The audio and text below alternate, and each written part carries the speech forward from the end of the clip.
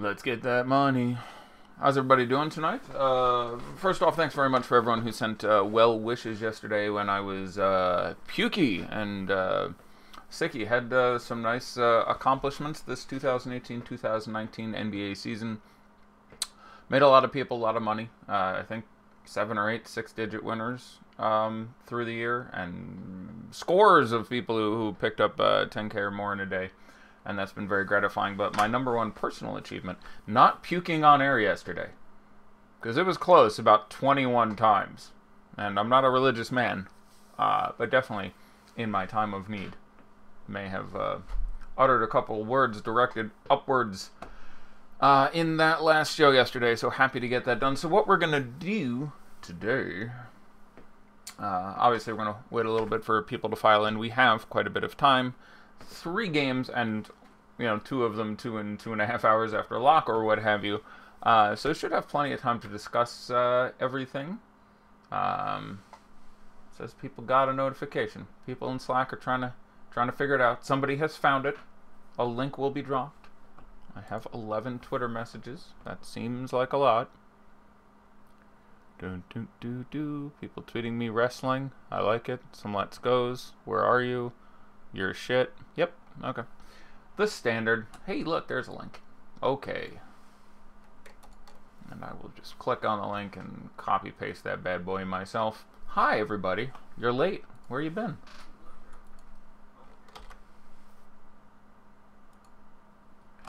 Alright. We will go back and somehow just fully mute the computer, which should have been fully muted to begin with. Not sure what went on there. I'm all by myself. I don't need no stinking volume. And, alright, let's get in here, tweet out the link. So what we're going to do is just start off the top, give a basic rundown on these 3 games. That shouldn't take too long. Then, to avoid wasting the time, we'll go back in. I'm going to talk about, I don't know, a half dozen things or so from yesterday. It'll take a minute or 2 apiece, just because there were a lot of pretty valuable takeaways from yesterday that I wanted to get into and planned on running out a Periscope earlier today, and didn't have time. Though, thankfully, because I'd work, not because I was up chucking all day. So that's certainly a plus for me. Thank you for saying I look much better today. I am less ill, heavily medicated, showered, and cleaned. My hair is feathered and lethal. Yeah, no, yesterday ended up going fairly well. We'll discuss it in a little bit. Let's look forward first. So, again, 3 games tonight. 1 game at lock. The 76ers and the Bucks. Both of these teams have a little bit to play for. Not a whole ton. The motivation here is definitely a little specious, a little bit sketchy. Barring something very weird happening over the last 4 or 5 games. Most of the teams have 4 or 5 games left to play. Milwaukee is gonna be the 1 seed, and Philadelphia is gonna be the 3 seed. These teams only played twice earlier this year, being in different divisions, which for some reason we still have in the NBA, and should probably be abolished. But the race in the East is interesting. It'll be interesting to see if Dwayne Wade makes it to the playoffs in his final year. Again, the Heat currently on the outside looking in. The Pistons look like they're in the driver's seat as far as making the playoffs, but even they're not secure. The Nets and the Magic holding the 7 and the 8 right now. But the 76ers with 4 games to play, counting tonight. The Bucks with 4 games to play, counting tonight. The 76ers are not catching the Raptors, mathematically impossible, and 2.5 games up on the Celtics and the Pacers. So shit would have to go furry, but they want to win that game. And the Bucks have like a magic number of 1 or something like that, so they're almost certainly going to get there. But they want to win this game. But no one's going to kill themselves to win this game. The motivation on the whole slate is a little dicey. You have these 2 teams who are a little bit motivated. In theory, could play in the conference finals where they end up right now, because you'd have the Bucks, presuming they go in as the 1, would play the winner of the Pacers and the Celtics in the second round. So in theory, it would be an Eastern Conference final matchup. So there's some scouting value there, but the Cavs and the Kings obviously not going anywhere, and the Lakers and the Warriors are obviously not going anywhere, and the Lakers now pretty much locked into having the 1 seed and could probably rest half the team and still win this game easily, and aren't resting anyone on the damn team really today. Well, Andrew Bogut isn't going to play, and Sean Livingston, I think the other one who they actually confirmed resting, but all these games have dicey situations that can go this, that, or the other way. So, J.J. Redick is going to play with his sore quad. Tobias Harris is in. Joel Embiid is in. Ben Simmons is... I'm sorry, let's try that again. Redick's in. Simmons is in. Harris is in. Butler is out. Embiid is a game-time decision. There we go. I wonder if I managed to correct myself there before 17 people corrected me on Embiid is in. Some more news about tomorrow. So, I really like Joel Embiid if he plays. I have done a lot of reading today, and for the first time in a while, we took a half hour and watched Josh's video early today, and he expressed not a lot of interest in this game, and I have only interest in a few guys from this game, I will say. But he said very reasonably that he feels the minutes could be somewhat imperiled here. And that's a perfectly fair point. I mean, it is worth pointing out that minutes are imperiled for sort of every team at this point. For Sacramento, they have all of their 7 big guys healthy there. Front court for Cleveland's thin, so we can count on some sort of consistent minutes. But even then, they've obviously screwed Nance every chance they've gotten. You have a real chance that Nance starts at center and Zizic backs him up and they see 26 and 22 and nobody makes your socks roll up down, and I don't know, Nwaba starts at the 4 and Marquise Chris backs him up. So I guess my point being that while, in general, I would rather have players from the second game than the first or the third. I do think that the Cavs game and the Kings game is the game that I'm most interested in, simply because there are a lot of guys in that game who carry an upside. The pace is very nice, and most of the guys are top out at a salary of 7 or, $8K on FanDuel for De'Aaron Fox, and a lot of guys cost 4 and 5. Everyone in this game costs some goddamn dollars now. You're spending 7 and change for Bledsoe, 7 and change on DK for Middleton. He's cheap on FanDuel, where he's only 6,900. There's some appeal there. Sterling Brown has merit as a value play, but Simmons, Butler, Harris, Embiid potentially. These guys all have a salary. That being said, especially where we have them currently projected, if I'm building one lineup for tonight, I'm hoping to stack Giannis and Embiid. It is worth pointing out, by the way, that everyone... Sorry, this was kind of important. I should start with this. Everyone is on a back-to-back, except for the Bucks and Embiid.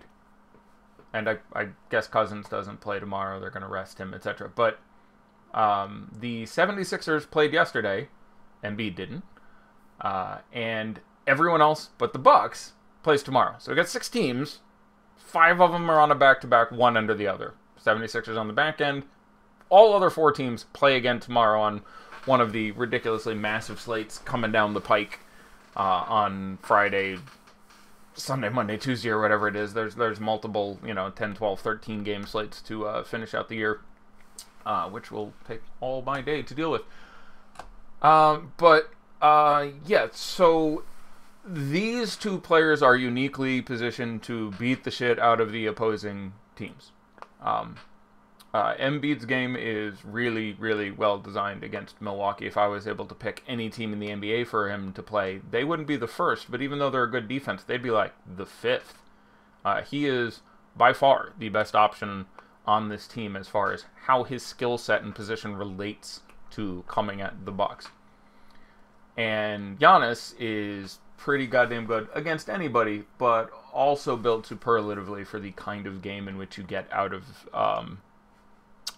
the 76ers as opposition. So, and this has borne itself out in the 2 times they've played this year. Giannis played both games, Embiid played both games, and they were both redonkulous in both games. I believe Embiid had 70 and 77, and Giannis had 81 and 91, I think are about the numbers. But I'll put it this way, I think Embiid's 70 was the lowest score either of them scored in either of the meetings previously this year. One of those, obviously, predating all the trades, and so you have, Robert Covington running around and things of that nature. And again, I'm not going to say that Embiid I have projected for 74, which would be his average, or Giannis for 86, which would be his average in those games, but I do think it's reasonable to point out that that does show a certain upside is certainly available here. After that, the pieces get a little less interesting for me. And do keep in mind that, those two guys do, when they're doing anything like I'm hoping they do, and they've done in the past, they're going to limit the ability of anyone else on their teams to be super brilliant. Now, having Jimmy Butler out helps. Putting Mike Scott in there, taking 6 shots instead of 13 for Jimmy Butler, that helps you out a fair bit. It brings Mike Scott, who apparently is most likely to get the start, into play. It brings TJ McConnell into play, everybody's favorite guy. There's some interesting FanDuel point guard punts where you look at TJ McConnell or Quinn Cook or Brandon Knight. I have those guys all rated similarly enough, and I like punting at least one of those positions that you build with the rest of your team. So, for example, whenever we talk about a small slate, 3-game slate, and we're doing this basically every other day. I think we had 4 on Sunday and 4 on Tuesday. Now we got 3 on Thursday. There's 2 on Saturday where I will not be here. But we are yinging and yanging quite a bit here. Whenever we talk about super small slates, we should be more interested in stacking a particular game. I will not go down the full thing. Just trust me, mathematically it bears itself out. So more than on most slates, you should look at tonight's slate and be like, okay, I really want to concentrate on game X.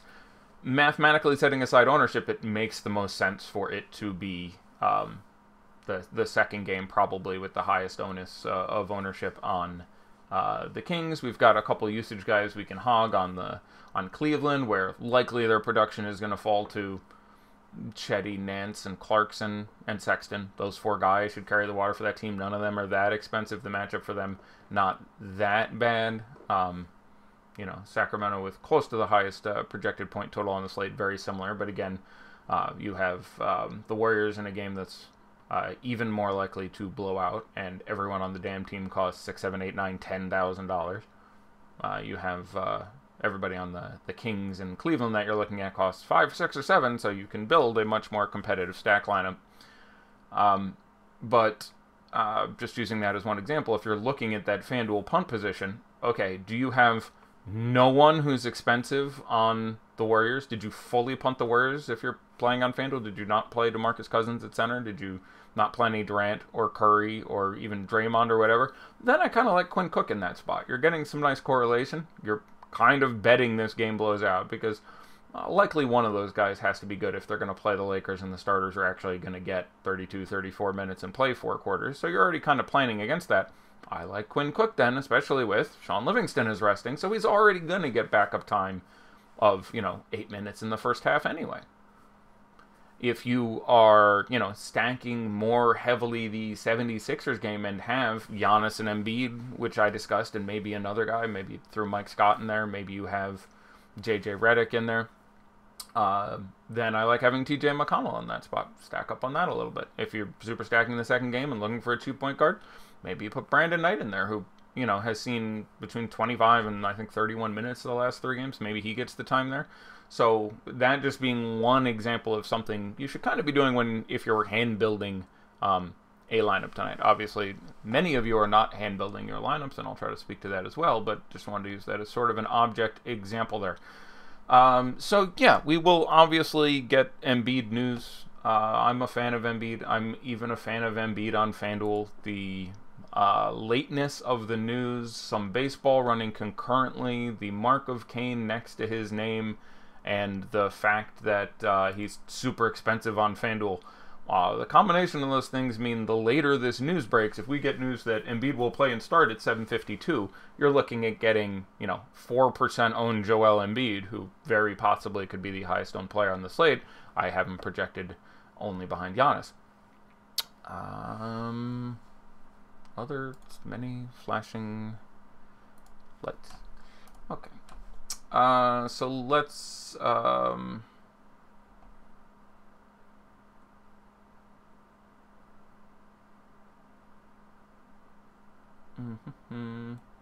Sorry, I'm getting a lot of tweets and a lot of news on a couple things. I've got somebody at the Milwaukee 76ers game.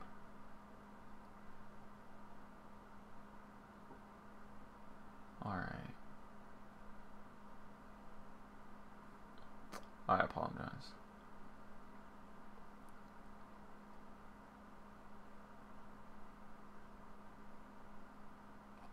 Okay, let us continue onward here.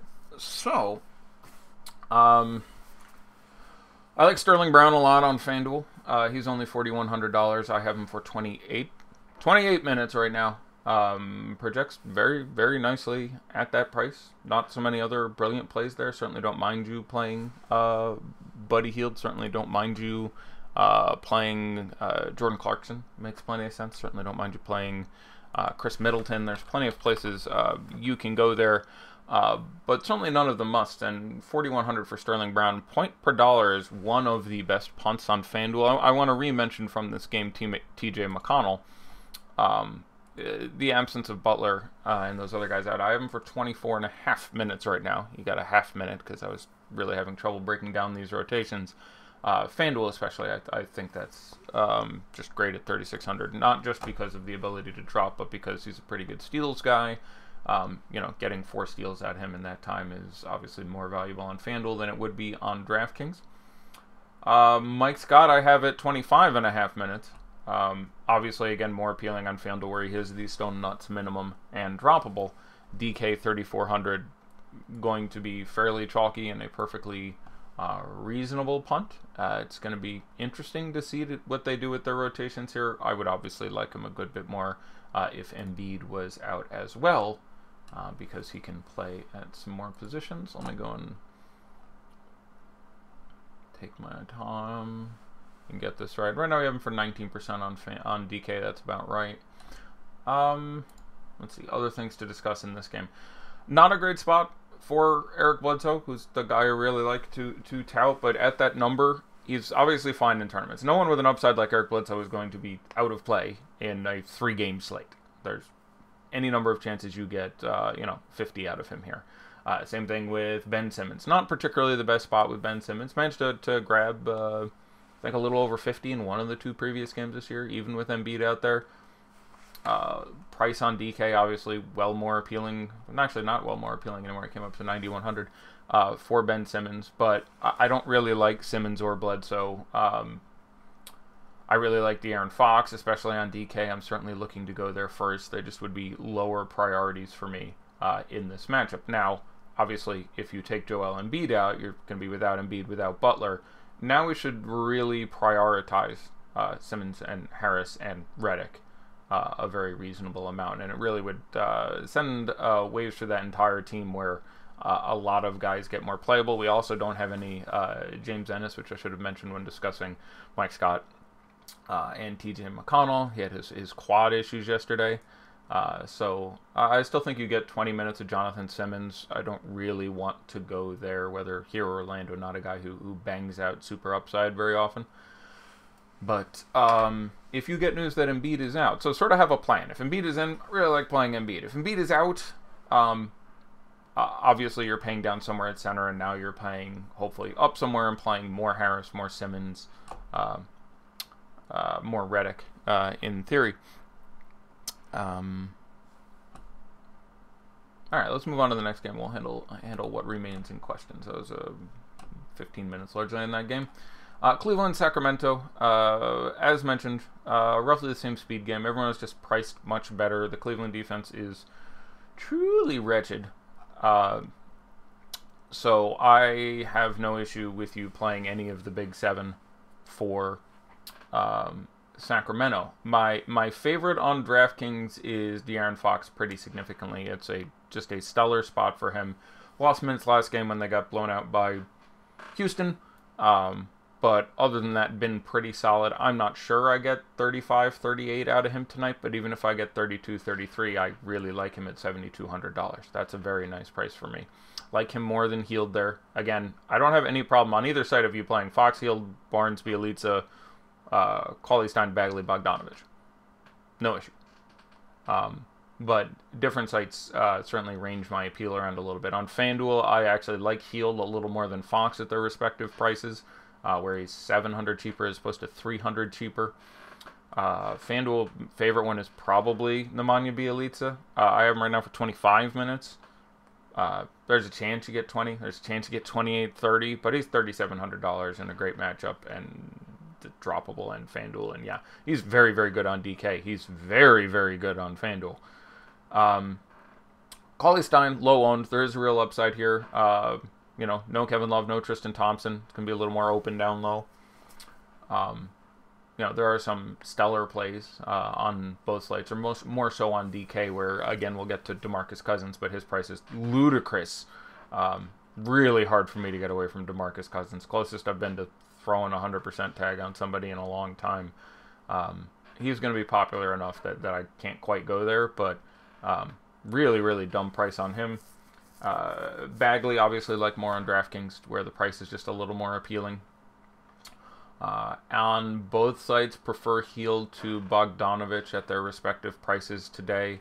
Harrison Barnes, fine at 5K on FanDuel at a sticky, small forward position. 4,500 on DK, projects to be one of the chalkiest guys of the day. Which, I may want to come in under that number because it's still Harrison Barnes. He's very capable of his, 14 points, 4 rebounds, and assist, and nothing else in 36 minutes against the Cavs, and even the minutes aren't as secure as they have been. So, I'll probably come in under the field, but there's absolutely no reason not to have as much of that as you want. But again, DK, for me, probably in order of preference on these guys: Fox, Heald, Bagley, Bjelica, Cauley Stein, Barnes, Bogdanovic. With Fox, my favorite significantly, and then the rest of them packed in there pretty tight. I would have 2 or 3 Kings in most lineups. FanDuel, it's probably Bjelica. FanDuel, I would have to go with... FanDuel's really close. I'll go with Bjelica, Heald, Fox. Yeah, Bjelica, Heald, Fox, Barnes. Bagley, Bogdanovic, Cauley Stein. But just a fine matchup for all these guys. Best for Fox for me. Very good still for Heald, but honestly, pretty damn good for all of them. I do think it's worth pointing out that there are some negative correlations there. I try not to go too nuts with the wings. Like Bagley and Cauley Stein, I would try not to put the two of them in the same lineup. I really wouldn't worry about the correlation with Bjelica. He does negatively correlate with Bagley, but he's so goddamn cheap on FanDuel, at least, that really wouldn't bother me that much, but that they would be negatively correlated. Heald and Bogdanovic a little bit negatively correlated. So, be a little selective with how you build. But, yeah, a team we definitely want to have some exposure to. The Cavs are interesting. Big news being that Tristan Thompson isn't going to play, and with them already having no Kevin Love today, they're going to get pretty thin down low. I imagine they start Larry Nance at center. I imagine they, they like to do all sorts of random stuff, but I'm going to guess they start David Nwaba at the 4 in this matchup. He should be able to handle Bjelica, Chetty, and Barnes. Yeah, I think that's how they'll probably do it, although definitely a team that's been tough to predict this year. I am not super thrilled with Colin Sexton at that price. It's not actually a great matchup, and he just doesn't ever get like assists or steals or blocks or rebounds. Like if he gets 5 assists or rebounds, it's a banner day. If he gets 2 steals or blocks, it's a banner day. He just doesn't pick up peripherals. I would much rather look at Fox across the ball, or he's pretty low for any of the value point guards I talked about. A lot of people are big Colin Sexton fans. If you want him to get 40 fantasy points, he's going to need 30 points, but he can do that. It's obviously not out of play on a 3-game slate, but Colin Sexton ranks for me fairly low. I like Brandon Knight on both sides. Matchup is again not great, but fine. And 3,900, 3,600. It is worth pointing out that while people look at the minutes and the opportunity with Kevin Love out, there's also a lot of usage that opens up. So That relevant for all these guys. I like Chetty at 58 and 54. At his ownership, I may end up liking him more than Nance. We'll have to look at that in a little bit. But the guys I really like for this team are Chetty, Nance, and Clarkson. Clarkson 5,700 on DK is just too cheap. There's 40, 45 point upside for him in this spot. I like Nance more than any of those others. FanDuel or DraftKings, I have him right now for 33 minutes. It will be hard with them to screw with him and get him less than that, but it's possible. And then the after pieces you have, I don't think I would get to much Nick Stauskas, but David Nwaba and Marquise Chris are the pretty interesting pieces there. I would probably play Chris over Nwaba for the upside. FanDuel for the position and the scoring, it would actually be pretty close. DK, I would warm it up with Marquise Chris. He's about to, and of course Ante Zizic. FanDuel at 4,300. I think there were punt centers I slightly preferred, but DK at 3,500 going to be pretty chalky, but certainly I expect to see. All right, let me go look at the ownership here. Yeah, so main slate ownership on DraftKings, and again, if you want to be able to see all this stuff every day without having to listen to my annoying voice, Awesemo.com is the place to go. Number 1, DeMarcus Cousins, 52%. Sure. Barnes, 50%. Yeah, I'd have less than 50% Barnes. Like, where do we have Bielitsa?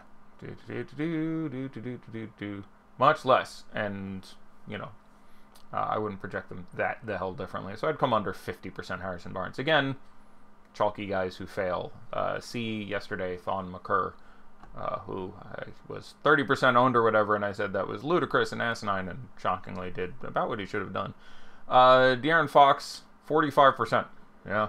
Buddy Hield, 41%. Okay, so people have figured out this whole play the Kings thing, as numbers 2, 3, 4, and 5 by popularity are Kings. So me and Josh and the rest of the world coming in exactly the same place.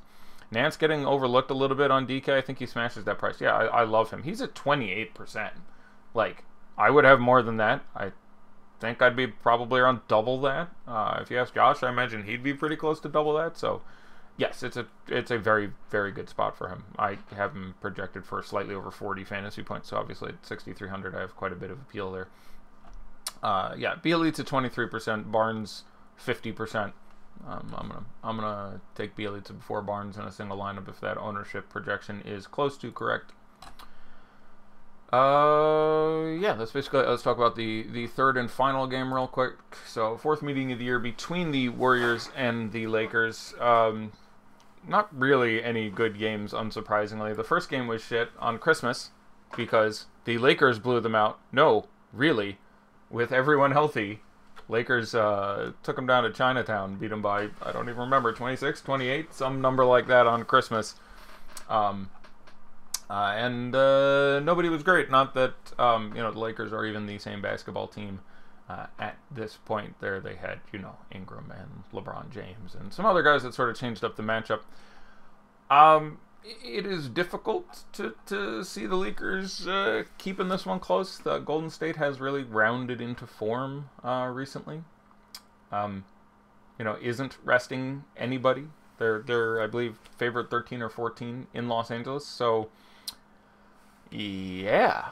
I'm sorry, I'm just keeping a big eye out for Embiid news and other things of that nature, but don't have it yet. Big news for the Lakers being that Kyle Kuzma is questionable. I'm going to like Kyle Kuzma a fair amount in tournaments if he plays. The matchup is dreadful. Another guy who can have some issues with peripherals, and I don't care. We've gotten big games out of Kentavious Caldwell-Pope recently just because someone on this team has to take goddamn shots. And Kuzma, especially at, FanDuel, where I expect to see lots of, there are, again, as Josh mentioned on the show earlier today, there are basically 4 power forwards on FanDuel. There's 5 if you count Kyle Kuzma. So you are going to have really, really big ownership on Nance, who is going to be one of the most highly owned players on FanDuel, I would expect, Draymond Green, Bagley, and Tobias Harris. But, yeah, you have Kyle Kuzma nestled in there at the exact same prices as Tobias Harris with Jimmy Butler out, and so you could be looking on a 3-game slate at getting 5% owned Kyle Kuzma. Now, I find it unlikely we get Kyle Kuzma news before lock on FanDuel. We have 27 minutes, and that's 2.5 hours after lock. But in the event we do, yes, I'm going to be pretty interested in having 3% owned Kyle Kuzma if that news breaks at 7:57, as opposed to 38% owned Tobias Harris, etc. He would be point per dollar a worse play than all of those, excepting maybe Draymond. He'd actually end up being pretty close there. Draymond, a guy who can spike an upside, but a little dicey. Although, not that everyone doesn't look pretty sexy playing against the Lakers. I'm still fine with Lance at small forward. It's still 4,700, especially on a 3-game slate. You can also be a little less rigid with what your definition of droppable is. Can be let go. Last 2 games have been balls. He's had 7 and 14 fantasy points. The 3 before that, he had between 26 and 29. Is Zaire Smith playable? Yeah. With Furkan Korkmaz still gone, if you need Embiid to be out, which sounds weird, but Embiid being out means you can hope that Scott plays more time at the 5 or the nominal 5 at least, and then they're digging a little deeper. But on a 3-game slate, minimum price Zaire Smith is playable, but don't expect a lot, and I wouldn't want to do it in a single lineup. Don't mind Reggie Bullock at all. FanDuel, I'll prefer Sterling Brown. DK, 3,600. If he prices in there, there's actually some pretty interesting guards in that price range that we'll look at specifically if we get a second. I still like Rondo. Last game, I had 2 people be like, see, you liked Rondo when he was bad. He hit 35. Like, I'm not saying that's brilliant, but he's 6,600 on DK. On a 3-game slate, I really don't think you should be shitting yourself with 35. But there is obviously a big ceiling beyond that. I think he ended with 9 assists, which is technically not something he is wont to do. You'll frequently get that 10th or 12th or something, which would have been obviously the next assist is worth 3, etc. I still like Rondo. I like him less than Fox. The public likes him less than Fox. Rajon Rondo, 28%. De'Aaron Fox, 45%. That's about right. That's about where those numbers should be. And I'll refresh and check this again in a minute. But yeah, I'm fine with Fox at those numbers. KCP prices come up even a little more. We got there the other day at 5,400. Now 57 on DK, 62 on FanDuel. FanDuel would probably rather Jordan Clarkson for $300 more. But again, game correlation is going to be much more important than 0.75 points difference in projection that I have them. Talked about all them. I guess JaVale McGee price come down a little bit on FanDuel, and FanDuel centers priced not so brilliantly. So it's sort of in the conversation there. I don't like him point per dollar nearly as much as 9,200 Boogie Cousins. But center on FanDuel is as opposed to DK where you have both Embiid if he plays and Cousins as brilliant underpriced options. On FanDuel, nobody jumps off the page. Like on FanDuel, I don't mind punting it. I don't mind Costa Koufos or Boban punt. I don't mind Mo Wagner punt, especially if you find out that Kuzma is out. Mo Wagner at 3,800 makes some sense. I don't mind Zizic, obviously, at 4,300. I don't mind Willie Cauley-Stein at 5,600, which is proportionally better than he is on DK. Center on FanDuel, different kettle of fish. Talking about the Warriors, they're just not priced that great when they're all alive. I mean, setting aside Cousins, especially on DK, is just wicked. Well, New England slang here, too goddamn cheap. Yeah, out of a lot. Klay Thompson, 6,100 makes sense. Did randomly drop 50 something in one of the games against the Lakers this year. Not that matters shit for me. Entirely different teams. The Christmas game, Durant was the only one who was halfway decent. Curry hasn't really gotten there. They're just not quite cheap enough when everybody's there yet. They're just not. Steph's close. Durant's usage has really been the guy who's fallen off. So Cousins carries very near the upside of those other guys and just costs well the hell less on DraftKings. FanDuel, it's a little more sticky. Draymond, 7,100 on FanDuel. It's more than I want to pay. Point per dollar, I'm going to have him ranked behind most of those other 7K guys we discussed. But there's a big upside when you get 3 for a steal and 3 for a block, and you have a guy there who can get 10 stocks. And this Lakers team certainly someone who will give those up to you so sweet. Durant is just too the hell expensive at this point. 9,800 on FanDuel. I'm really going to try to play Giannis. I would rather he would rank pretty low for me. I'm much more excited about playing JJ Redick without Butler, Chetty Osman, Harrison Barnes, Lance, Giannis. I mean, it's funny, but Kevin Durant is on a slate where there are 9 viable small forwards. Is probably like my number 8 small forward on FanDuel. Never out of play. It's Kevin Durant. He can take 20 shots in a game for once, or it can be like last week when he took 13 shots and made 12 of them. But in a single lineup, it just doesn't math outright to spend 9,800 for him. 8,700 more tolerable. Again, for me, would still rank 5th on the team, where it'd be Cousins by a lot, then Clay, then a lot, then Draymond, then Steph, then Durant. Last thing to discuss, Iguodala is a fine punt on either side, 4,000 on FanDuel, 3,800 on DK. And I don't mind either Kevon Looney or Quinn Cook on either side as the guys I think would be most likely to benefit in the event of a massive ass kickery. You're more worried about Middleton than Embiid. Well, I'm worried about quite a bit of them.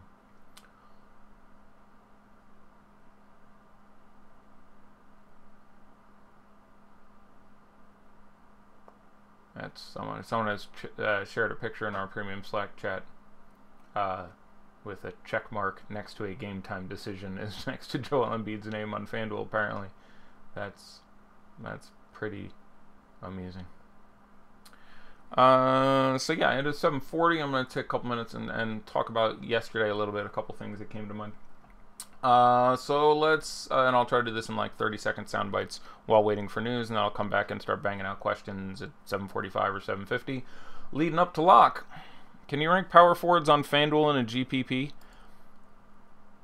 I can, but I want to reiterate, I'm more interested in focusing on a game. So it really depends who the hell else you have more than anything else. If you're heavy on the second game, like a lot of people are going to be, I think Nance is by far the best.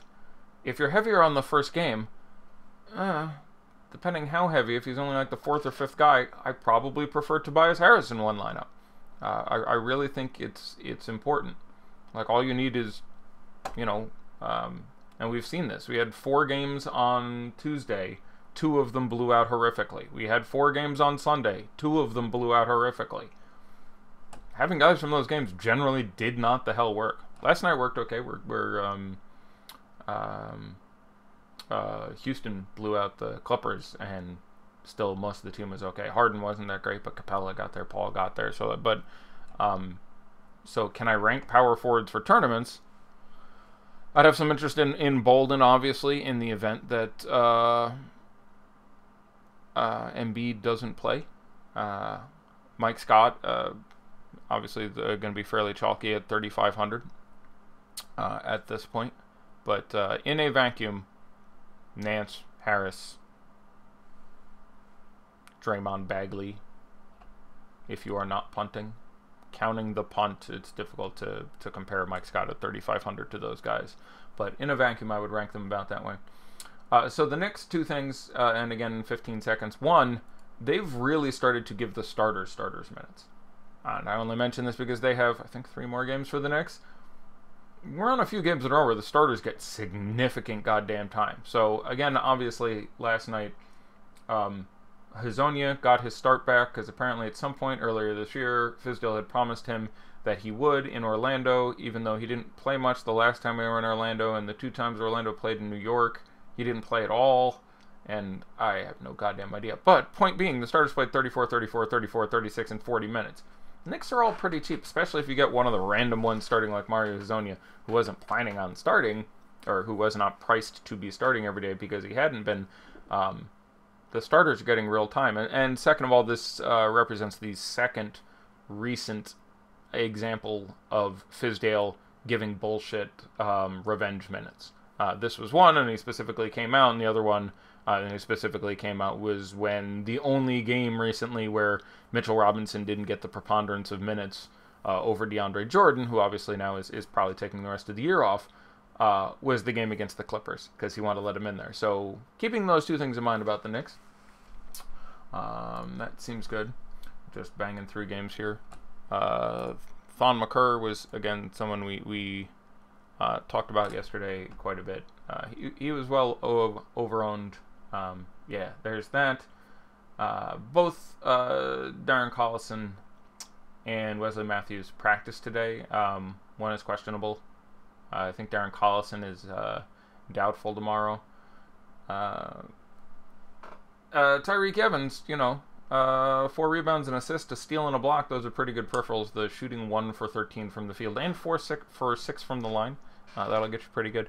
Cook or McConnell, FanDuel GPP if you had to punt one. It's entirely dependent on what I have. I imagine I would end up with McConnell more frequently. But it would be pretty close for me. I can imagine a lot of games in which I would have on FanDuel no Warriors, and then that obviously correlates pretty nicely with Quinn Cook. So I would really hope that you would take a look at what else is in your lineup and make that decision that way.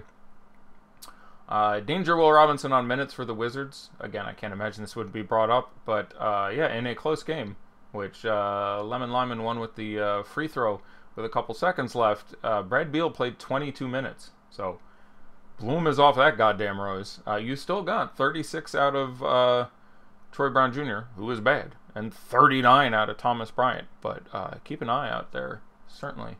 Go ahead and send questions when you get them. I'll pause and talk about them.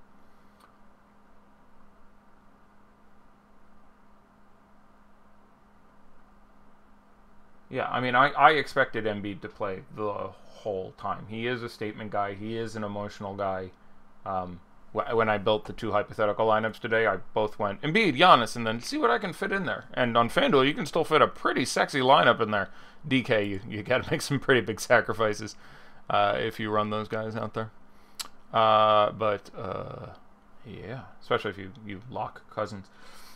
Yahoo Cash, Hield, Sexton, and Lance Stevenson, or Alex Caruso, Fox, and KCP. In Cash, God, yeah, Cash with Lance on one side and Caruso on the other. I will consider them equal. So it's Fox and KCP or Hield and Sexton and Cash. I will take Hield, Sexton, and Lance. Any love for George Hill over Cook or McConnell on FanDuel punt? No, generally based on how I expect the minutes to go, and I do think Middleton is going to play. Giannis and Embiid stack is how I started the day. And again, I really hate saying this because game log watching is a dreadful way to go, but would have been the way to go the last 2 times these 2 teams played when you got 160 from them collectively. No, I would prefer McConnell, Cook, and Brandon Knight before I got to George Hill, based on how this team is going, especially with him there. In your FanDuel lineup, who did you play at shooting guard? This is getting scarily close. That lineup ended up with Sterling Brown and Jordan Clarkson. DK paid out the early MLB already. Sweet, roll that money back in. Trust me, when they know that there's 7 p.m. slates, they turn that shit around faster, quite on purpose. Tweet or send in any additional message you have.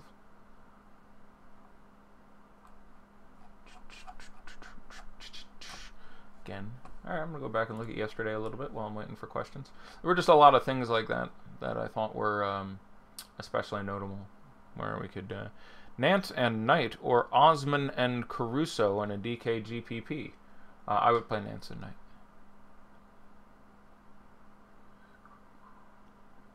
McConnell or Nwaba DK GPP.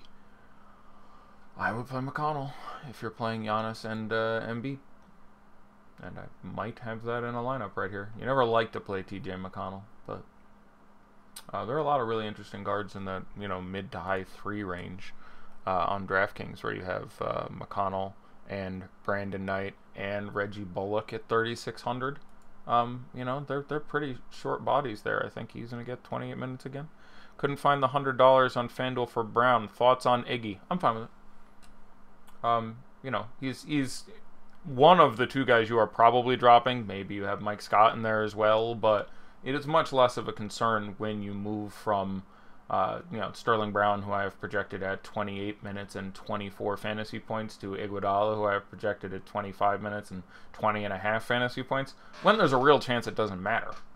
So, and again, Iguodala will just outright outscore Sterling Brown 38, 40, 42% of the time or something, so I would not be super worried about it. Yeah, I'd like to see a lineup. We still got 12 minutes to go here. Nance or Bagley FanDuel GPP. In general, I'm going to play Nance.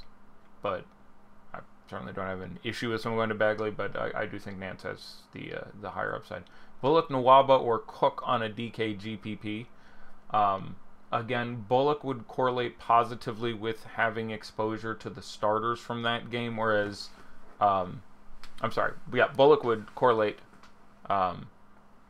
Brett Brown on Joel Embiid's conditioning and how that relates to guarding Giannis and Antetokounmpo. Can someone watch that video and summarize it for me in 2 sentences when they get a second? Again, normally I would be doing this, but without a co-host, I don't like going dead air for 2 minutes. So Bullock will correlate positively with starters for the Lakers and Golden State, and Cook will correlate negatively with them. So if I have 2 or more guys who are starting the game for Los Angeles or Golden State, I would play Reggie Bullock in that spot. If I have 1 or less, I would play Quinn Cook in that spot. If I find out, and I have no problem leaving it open to see if Nwaba is starting, which would probably make him points per dollar my favorite play there. So, Redick or KCP if you're stacking Cleveland, Sacramento with Embiid on DK.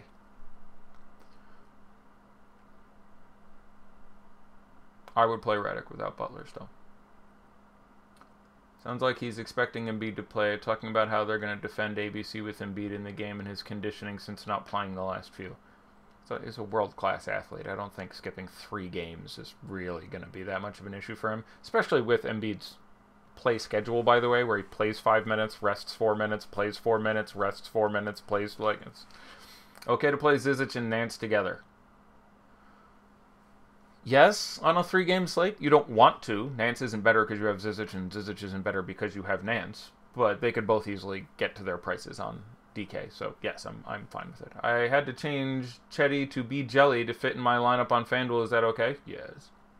Brett Brown not worried about conditioning of Embiid. More on gets, cheap fouls on Ante. Yeah. It's, if I have a concern for those 2 guys, it's that they'll see quite a bit of each other, and they both can draw some goddamn fouls. Stack Embiid and ABC. That seems like a good idea. You just want Middleton news, for fuck's sake. Yeah, Middleton changes a lot of stuff. Middleton out. I feel great about Sterling Brown at his price. I feel okay about playing Pat Connaughton at his price.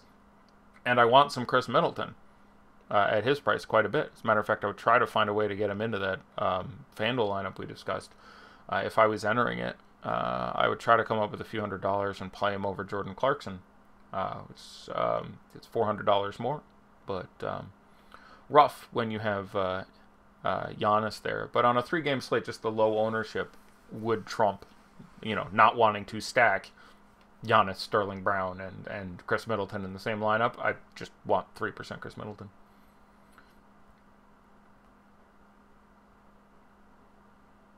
Hey, Dave's back. I saw Dave left NBA this morning again. Dave just starting my research. It's a 3-game slate. If you're going to try to do one in 10.5 minutes, this would be the good one to do. And that's who someone responded with, stack Embiid and ABC. I'm sure that's a viable lineup build. Dave is never gone. I was watching the show this morning and he was gone. And then now I remember that Josh actually alluded to him leaving and coming back a half hour later. I left after he left.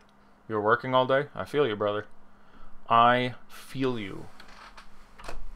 Let's go to Twitter. 61 Twitter notifications. Mo Wagner or Bielitsa? Again, hopefully you will have time to figure out if Kuzma is in to make that decision on DK. Question for live before lock. But I'm sorry, if Wagner is starting, I'd probably take Wagner over a chalkier Bielitsa. But it'd be pretty close. I don't have a strong take on that. If Wagner's starting, it's very close. Otherwise, it's just Bielitsa. Right now, if you have to make a decision, it's Bielitsa. Question for live before lock. Worth paying up for Simmons and Fox, or fade Simmons and pay up elsewhere? With Butler out, I'm fine with you playing any amount of Ben Simmons. I would prefer to play Joel Embiid, who I expect to play and start. At his price on DK, where he's only $1,100 more or whatever. You know, if you're talking about FanDuel, because you're mentioning 2 point guards, maybe you're talking about FanDuel, where you say Simmons and Fox, or fade Simmons and pay up elsewhere. I don't think my best FanDuel lineup would have Simmons in it at 9,400. Again, if Joel Embiid is out, that changes everything, and I would absolutely endorse that. But if Embiid is in, Simmons is still a fine play. So I don't know quite how to answer the question. Simmons and Fox, just fine point guard pairing on FanDuel. I imagine I would be punting it more often than paying up for those guys, but I don't mind either of those guys at all. Again, I'm a fan and have been talking a lot of the show of stacking Giannis and Embiid and hoping they give you 150. If you're not doing that, and that by no means is a must whatsoever, that you have to stack those 2 guys, then I certainly think paying up for 2 point guards on FanDuel gives you a unique enough lineup construction. Bullock or Brandon Knight? I very slightly prefer Brandon Knight at this point, but it's pretty close for me. But I imagine I'd be more on that second game as minutes feel more secure for me. Playing no Warriors in FanDuel GPP, is that a bad thing? I think the FanDuel GPP lineup I currently have built has Quinn Cook in it representing the Warriors. Let me look. Yep. And I'm fine with that. That's how I like me some Quinn Cook.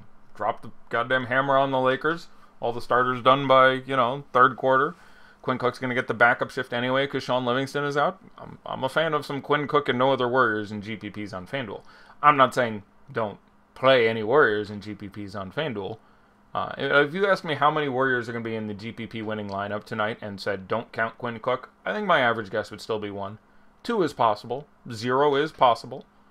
1 is probably the most likely because of how important raw points and positionality are on FanDuel. On DK, you can really get away from it almost entirely outside of Boogie.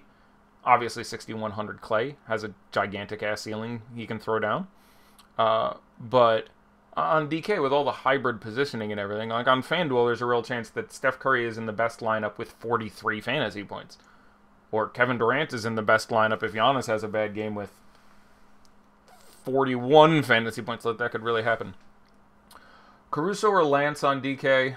I would probably play Lance because he's coming off 2 bad games, and I don't think there's a really measurable difference between him and Caruso. Lance, I think, even has maybe a little higher upside.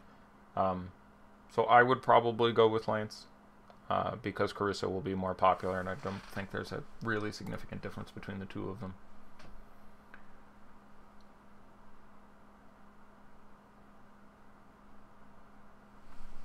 Is stacking Embiid, Giannis, and Cousins too much? No, those 3 players are in my DK lineup.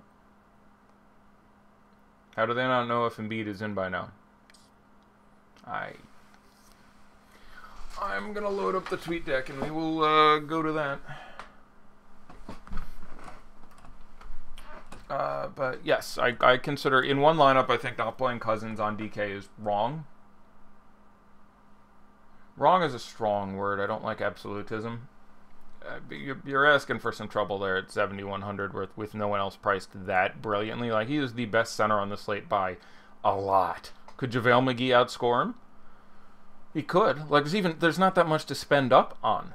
He is the second most expensive center, counting hybrids, on the whole damn slate. It goes Embiid, Cousins. So, I don't know. Embiid inofficial. Well, there you go. I have to change nothing. Yep. Embiid's in. I will change nothing because that made sense. Again, he didn't play yesterday. He was just resting. I expect him to play and feel great. Like, I don't...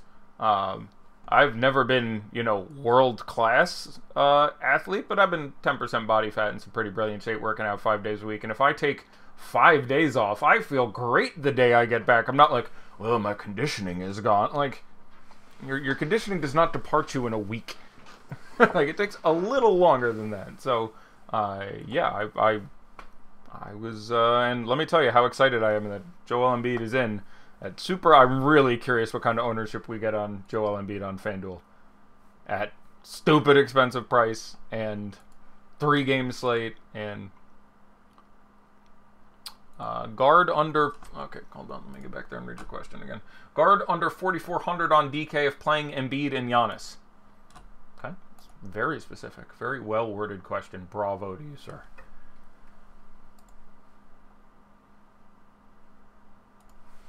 And I have a gut, but I will look specifically before I say it. I want to make sure I get it right.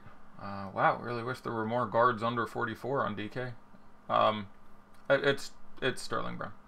Not terribly close, honestly. After Sterling Brown, there is no guard who costs between 39 and 43, so you are paying way the hell down if you don't play Sterling Brown there. And again, you already got dudes in that game. Let's go. I know you love the second game, but KCP or Clarkson? I slightly prefer Clarkson. It's very close.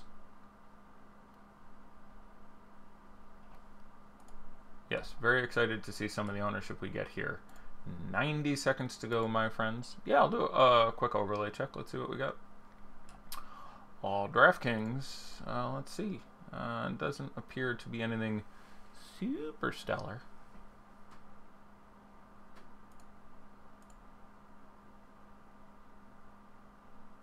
Nope. Nope. As always, some half-filled satellites, if that is your thing. Let's, okay, some third-filled satellites. That seems pretty good. Let's take a look at FanDuel.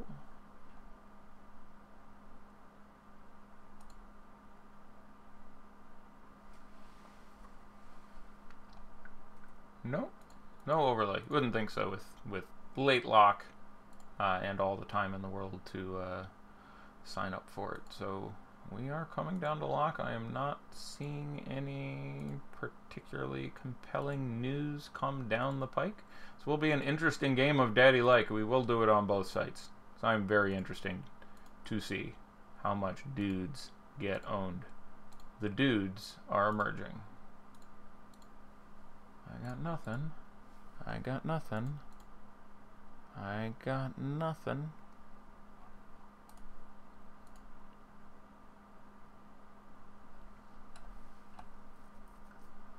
Alright, we are locked. Alright, everybody. Let us go ahead and not logged in. Okay. Let us go to DraftKings first. So there's a little easier to suss out. Their largest contest today was a... My man getting swole. He's playing the posterizer. Oh-ho. 50K? That can't be the biggest. Did he not enter in time? Oh, there's a 200K. That's got to be a 200K fadeaway. No news on Middleton yet. So, literally no news at lock on Middleton. Middleton. Feels good. Simmons, Riddick, Herrick, Scott, Embiid starting. Going a little big there. It's a little interesting. Don't hate some Urs on there. Joel Embiid, 24.7% on DK. Okay. Sorry.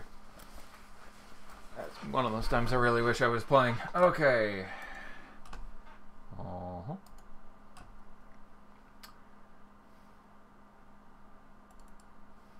We'll definitely stay on there until we get this Middleton news. Hopefully, will come before the game starts. Giannis, 41%. Yep, that's about where I would end up. I think. Again, I would stack this game a fair bit with those two monsters, and then take some value pieces from the other couple. But well, oh, my alerts are going. I have a feeling we got news. Middleton will play and start. There you go. So bully for you had him in there, and they did start Sterling Brown at the 2, which is what I expected. So yes, this was. I won't lie, I did not expect Mike Scott to start for Jimmy Butler. So, accepting that, this went how I expected. I didn't think you'd see Scott getting the start there. I thought you'd see two other guys before you get to Scott, but there it is. Number 2, Joel Embiid, 24.7%. That's very good. At 10.2. That feels pretty good. Tobias Harris, 20.5. Sure. Redick, 15. 3-game slate without Butler. I still like that. I'm a gentleman and a scholar. You're very kind. I'm a good man and thorough. Ben Simmons, 14.4. Sterling Brown, 14.2. Mike Scott, 14.1. A little less than I expected. Eric Bledsoe, 11. That's fine. Pat Connaughton, 10.6. That's fine. Jonah Bolden, 6.3. Uh-oh. That may not work out now. Brooke Lopez, 6.2. But at 5,900, I'd get over 6.2%. George Hill, 5.7. Chris Middleton, 4.9. See? It's just that easy. TJ McConnell, 2.3. Tim Frazier, 1.5.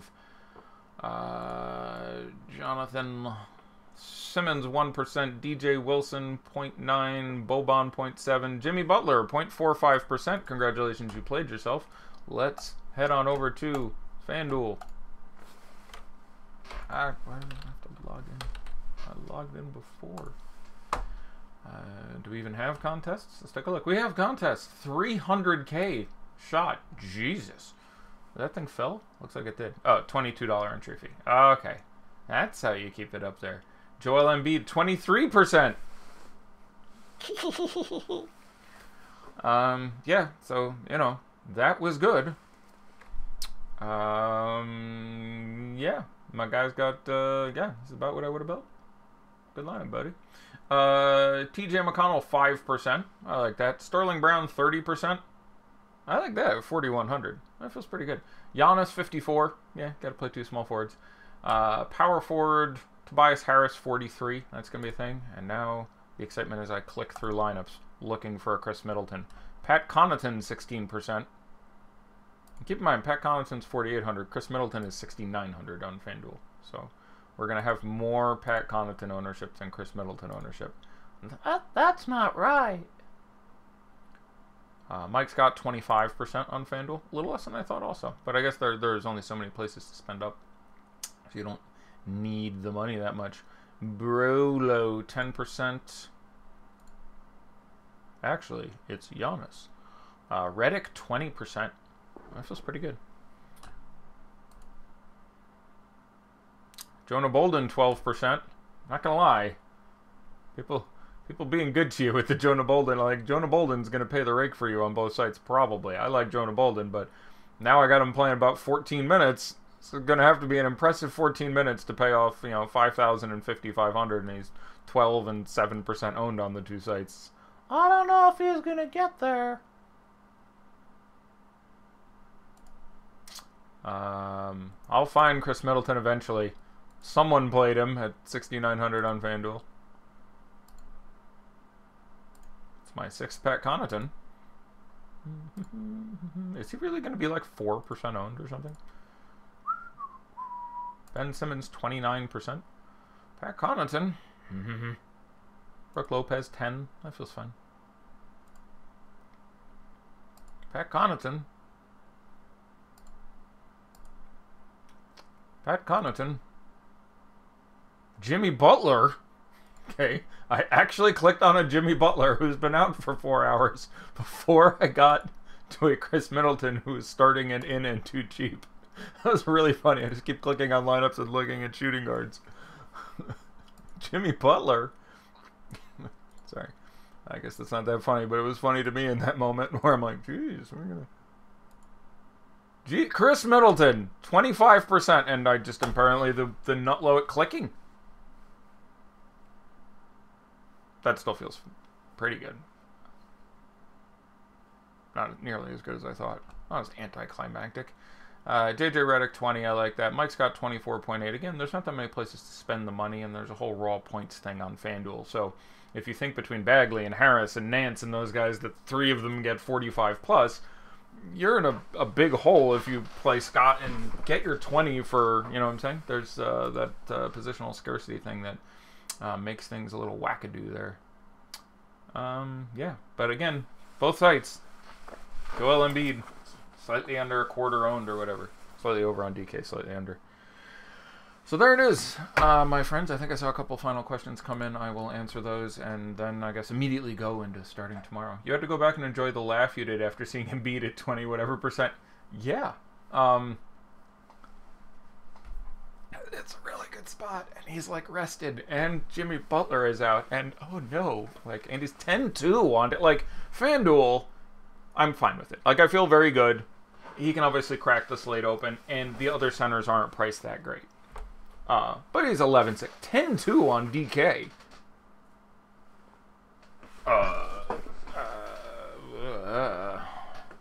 Joel, Hulu has live sports for all the money. Hulu has live sports. That's, yep. Yeah, my hair is feathery and lethal comes from the announcers in the movie Dodgeball. I think they say, I can't remember the character name. I've only ever seen the movie once. I see the memes every 12 seconds. You know, thank you, Chuck Norris, and it's a bold strategy, Cotton. Let's see if it works out for him or whatever. But there is a point where Ben Stiller's character... I'm going to stop looking at the screen because someone's going to tell me the character, and I think I can pull it out of the recesses of my brain if I work on this.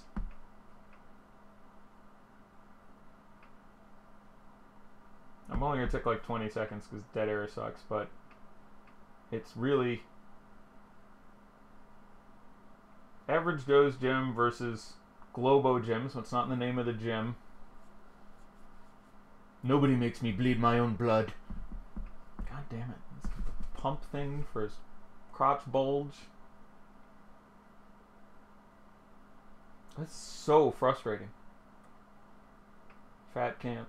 Milkshake brings all the boys to the yard. Alright, I'm gonna look at chat. It's gonna be there in front of me. White Goodman! Can't believe that's such a great name, too. Thanks. So when White Goodman goes on the court at the World Dodgeball Championships or whatever, one of the announcers is, there he is, White Goodman, 6-time winner of the whatever the hell, and goes, and that hair, it is feathered and it is lethal. So that's where I pulled that out. You're screwed. You were on Middleton all day and came in the last 2 minutes because you didn't think well, you're not screwed, Ken. Let me back you up there. Middleton is best on FanDuel, where he's 6,900, and I was super excited because I thought you could get him at very, very low ownership, or at least lower ownership. I was hoping for 15. He's 25% owned, and again, I expect Giannis to carry the water here, so I have him projected for 35 fantasy points, which isn't particularly brilliant. So I would slightly rather have him than, Bagley at his price or Jordan Clarkson or whatever, but I am not crying in my Cheerios if I didn't get Middleton. Yeah, fucking White Goodman.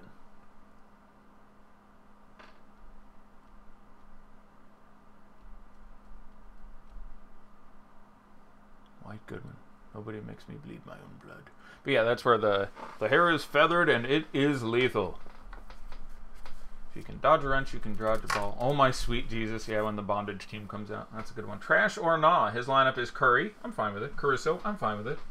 Clay, Nwaba, Giannis, Bielitsa, Nance, Bagley, and Wagner. My only issue with that is if it is your one lineup, Mike Ill, you're not really focusing on any game there. From the last game, you have Curry, Caruso, and Wagner. From the first game, you have just Giannis.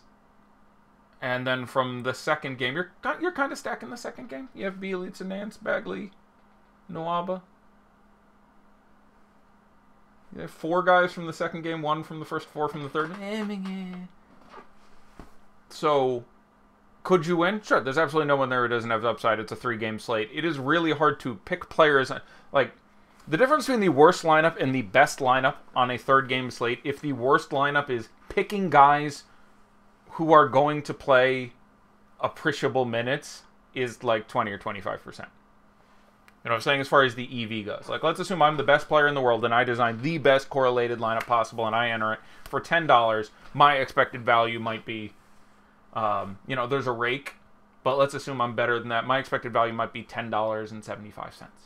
And if you fill out a lineup, let's say that's the worst lineup ever, and that's not the worst lineup ever. You've got several good plays in there. You've got Giannis, you've got Nance, you've got, and the low-owned players you have there have an upside. Nwaba is going to be low-owned. FanDuel, he's a guy who can pick up steals and blocks. Not like Caruso can't get there. Not like Wagner and Bagley can't get there. Wagner's ownership will be nice and low because no one knows about Kuzma yet, etc., etc. So, that lineup might have an EV of $9.22 or something. You know what I'm saying? So it's not like if people are like, that's amazing and that's trash. Or I guess I should point out the difference between amazing and trash, because there are subtle ways and variations to grade things here. is not that great on a percentage basis. Is that Lumberg? Yes, that is Gary Cole is the name of that actor who plays Cotton, the announcer in Dodgeball. Also, Vice President Bob Russell from The West Wing, and many, many other roles, and Pineapple, and he's been all kinds of good movies. Gary Cole's a good man and thorough. All right, with that, I am done. I am off the air. This game probably still hasn't started yet at 12 after, but I'm going to watch it when it does. So thank you, as always, for your rapt attention. More to talk about tomorrow with a couple extra games. Maybe I'll try to have a special guest or someone to sit second chair with me and discuss some things, but probably go for longer than an hour tomorrow. So be here 5:30. God bless. Bonne